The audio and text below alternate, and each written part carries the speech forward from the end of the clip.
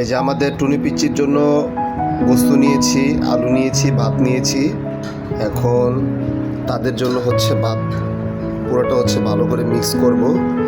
দুপুর থেকে না খেয়ে আছে কুকুর দুটো, তো তাড়াতাড়ি করে হচ্ছে মিক্স করে ফেলি। গ্যাস ফাটাফাটি মাখামাখি চলছে।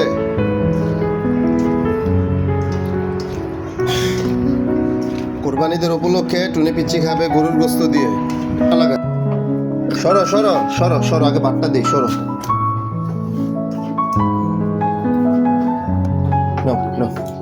খাও। এখন টুনিকে দিই, আসো আসো এদিকে।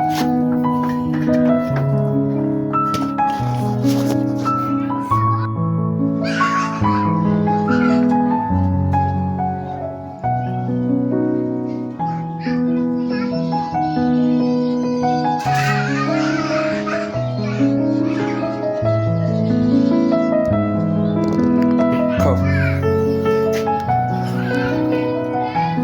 খাও বাবু, খাও।